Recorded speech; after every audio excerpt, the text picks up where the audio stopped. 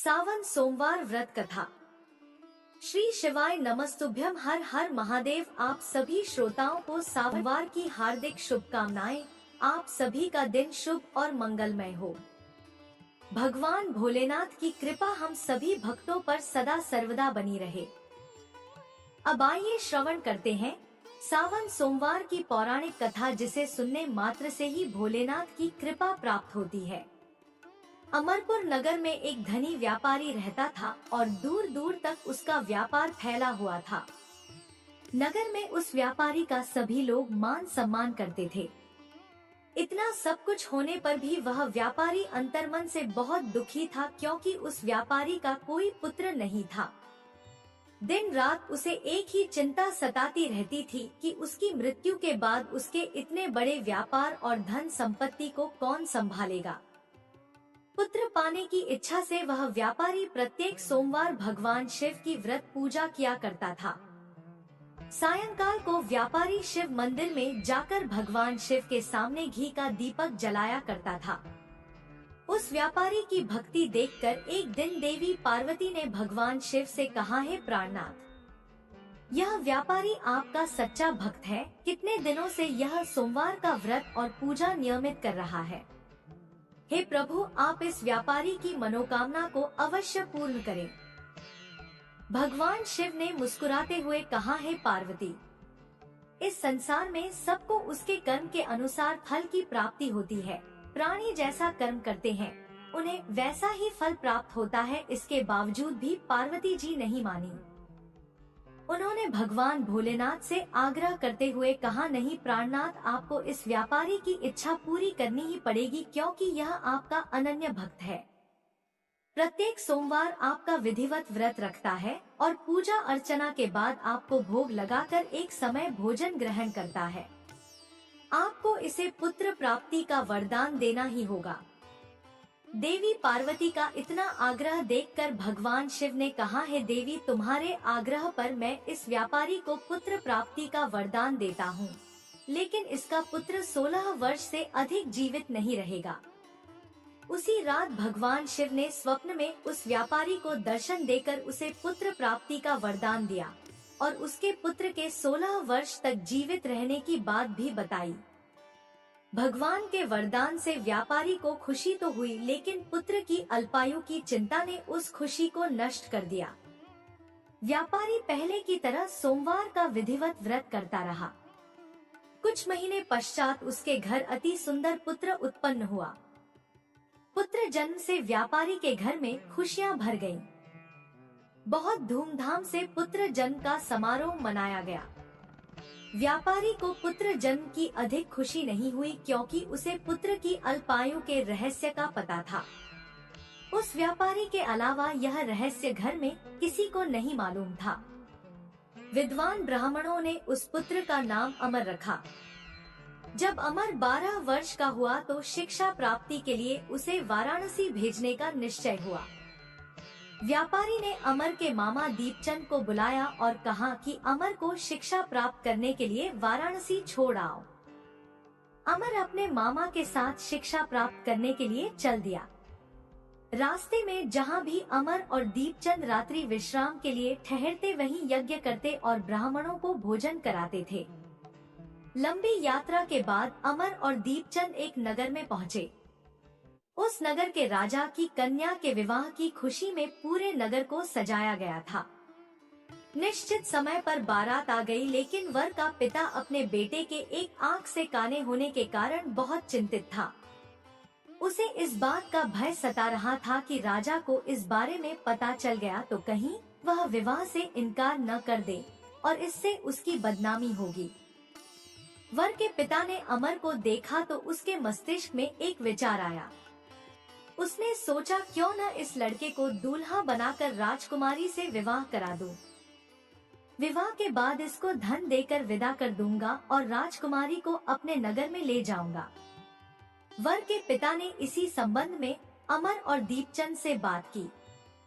दीपचंद ने धन मिलने के लालच में वर के पिता की बात स्वीकार कर ली। अमर को दूल्हे के वस्त्र पहनाकर राजकुमारी चंद्रिका से विवाह करा दिया गया। राजा ने बहुत सा धन देकर राजकुमारी को विदा किया। अमर जब लौट रहा था तो सच नहीं छिपा सका और उसने राजकुमारी की ओढ़नी पर लिख दिया कि राजकुमारी चंद्रिका, तुम्हारा विवाह तो मेरे साथ हुआ था, लेकिन मैं तो वाराणसी में शिक्षा प्राप्त करने जा रहा हूँ। अब तुम्हें जिस नवयुवक की पत्नी बनना पड़ेगा वह एक आंख से काना है। जब राजकुमारी ने अपनी ओढ़नी पर लिखा हुआ देखा और उसे पढ़ा तो उसने काने लड़के के साथ जाने से इनकार कर दिया। जब राजा को जानकारी मिली कि काने राजकुमार के साथ उसकी पुत्री का विवाह नहीं हुआ है तो राजकुमारी को महल में रख लिया। उधर अमर अपने मामा दीपचंद के साथ वाराणसी पहुंच गया। अमर ने गुरुकुल में पढ़ना शुरू कर दिया।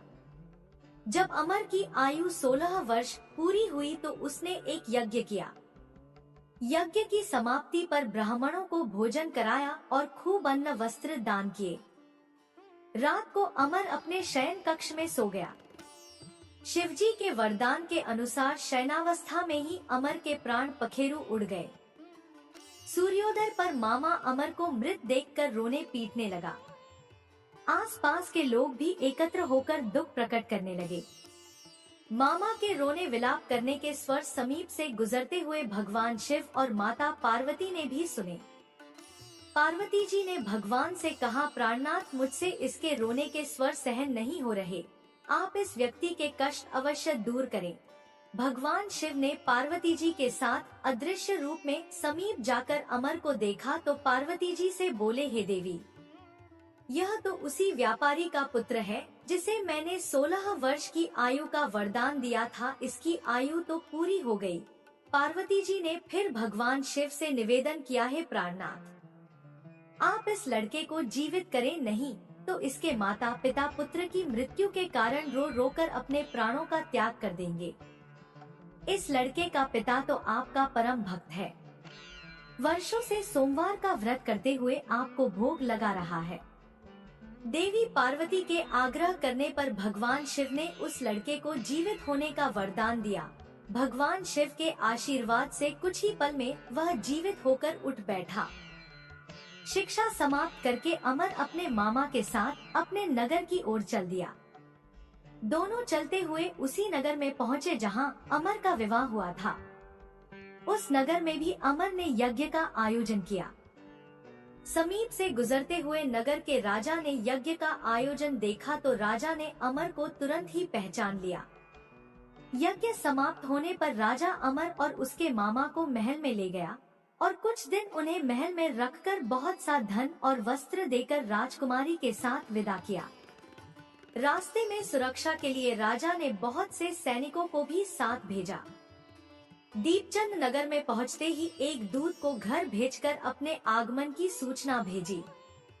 अपने बेटे अमर के जीवित वापस लौटने की सूचना से व्यापारी बहुत प्रसन्न हुआ। व्यापारी ने अपनी पत्नी के साथ स्वयं को एक कमरे में बंद कर रखा था। भूखे प्यासे रहकर व्यापारी और उसकी पत्नी बेटे की प्रतीक्षा कर रहे थे। उन्होंने प्रतिज्ञा कर रखी थी कि यदि उन्हें उनके बेटे की मृत्यु का समाचार मिला तो दोनों अपने प्राण त्याग देंगे। व्यापारी अपनी पत्नी और मित्रों के साथ नगर के द्वार पर पहुंचा। अपने बेटे के विवाह का समाचार सुनकर और पुत्रवधू राजकुमारी चंद्रिका को देखकर उसकी खुशी का ठिकाना न रहा। उसी रात भगवान शिव ने व्यापारी के स्वप्न में आकर कहा, है श्रेष्ठी, मैंने तेरे सोमवार के व्रत करने और व्रत कथा सुनने से प्रसन्न होकर तेरे पुत्र को लंबी आयु प्रदान की है। भगवान शिव की बातें सुनकर व्यापारी स्वप्न में ही बहुत प्रसन्न हुआ। सोमवार का व्रत करने से व्यापारी के घर में खुशियां लौट आईं। शास्त्रों में लिखा है कि जो स्त्री पुरुष सोमवार का विधिवत व्रत करते और व्रत कथा को सुनते हैं, उनकी सभी इच्छाएं पूरी होती हैं। एक बार प्रेम से बोलिए, हर हर महादेव, जय माता पार्वती। अब आइए श्रवण करते हैं भोलेनाथ की दुर्लभ कथा। यह कथा शिव पुराण में वर्णित है। शिव पुराण में कहा गया है, जो भी भक्त सावन में इस कथा को शांत मन से भक्ति भाव से सुनता है तो उसके जन्मों का दुख दारिद्र्य समाप्त हो जाता है, दरिद्र धनवान हो जाते हैं, रोगी रोग मुक्त हो जाते हैं और भाग्य का द्वार खुलता है।